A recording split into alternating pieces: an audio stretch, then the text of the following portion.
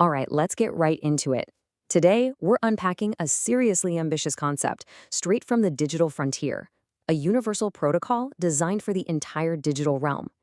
We are going to demystify the Omicron object model, or as it's usually called, the OMI Protocol. Look, if you've ever felt like the underlying architecture of the internet, or even just our computer systems in general, is basically a massive patchwork of incompatible systems duct taped together, well, you're definitely not alone. The creators of OMI have mapped out a pretty radical alternative. Okay, let's dive into this.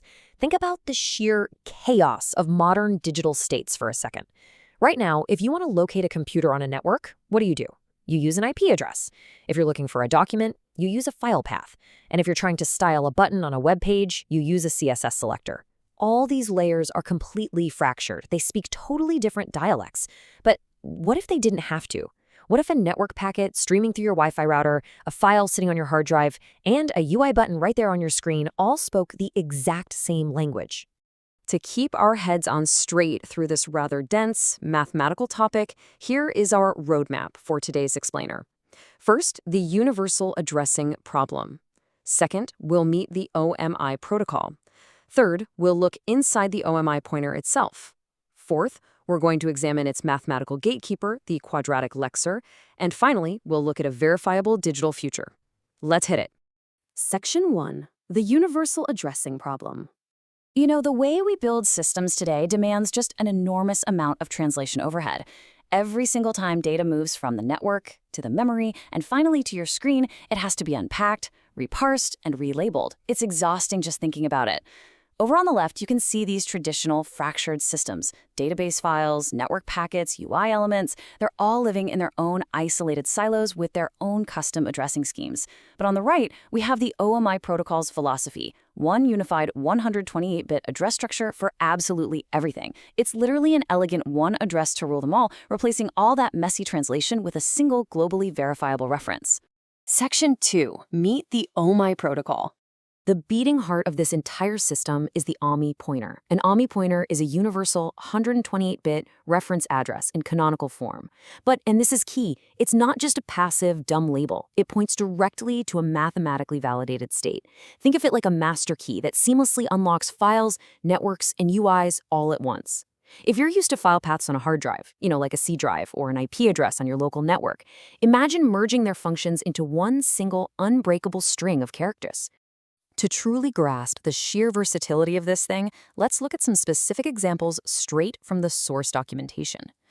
A single OMI pointer can act as a network frame shuttling raw data, or a memory receipt sitting in your system's RAM. It can be a semantic reference in a database, or, get this, a CSS selector target to style a web page. It even functions as a JSON canvas node ID or a chronometer clock state for emulated hardware. It is one address format running the whole shebang, traversing every single layer of the computing stack. And that brings us to the core mantra of the Omicron object model. Every meaningful state should have an address. In the OMI system, nothing is hidden in the background and nothing is just implied.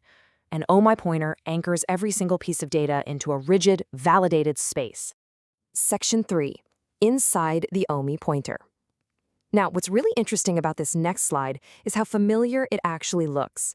Let's visually dissect the actual address structure. An OMI pointer kicks off with a prefix family, like OMI, which acts as its identity token. After that, we have the 8-segment frame. And if you're a networking nerd, this looks a lot like an IPv6 address, right? It's made up of 8 16-bit hexadecimal words. This right here is your 128-bit core instruction word.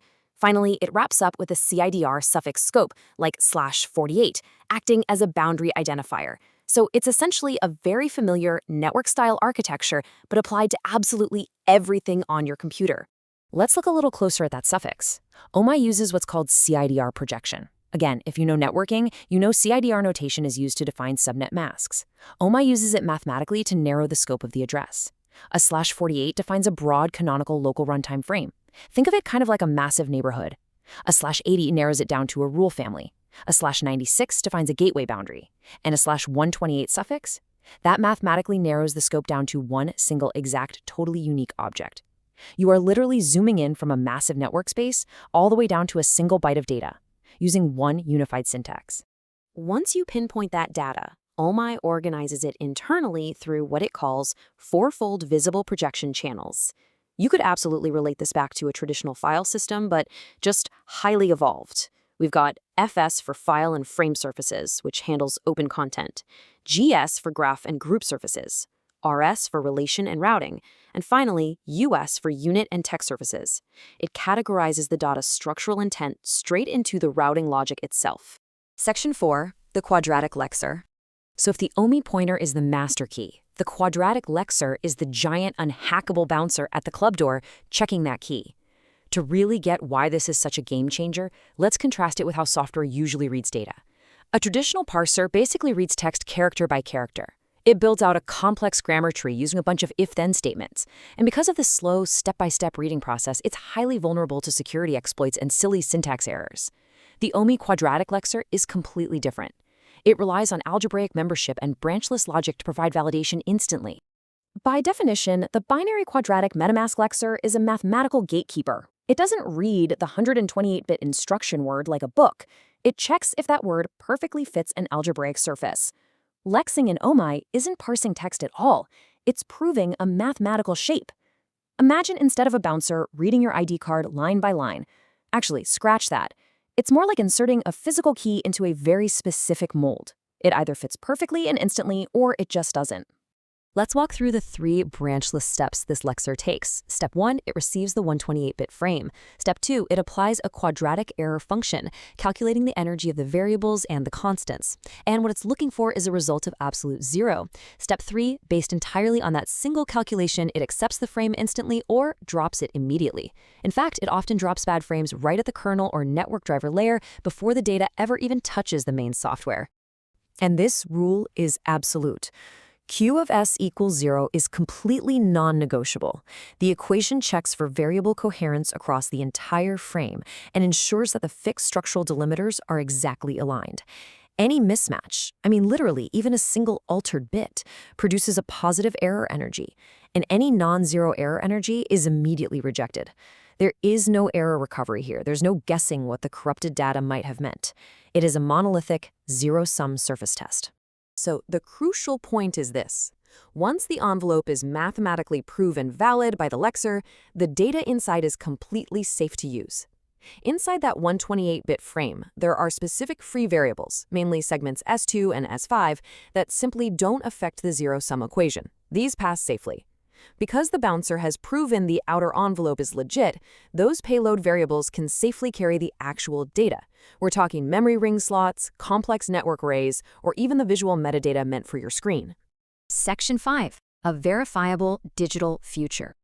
What are the broader implications of deploying the OMI protocol across an entire system?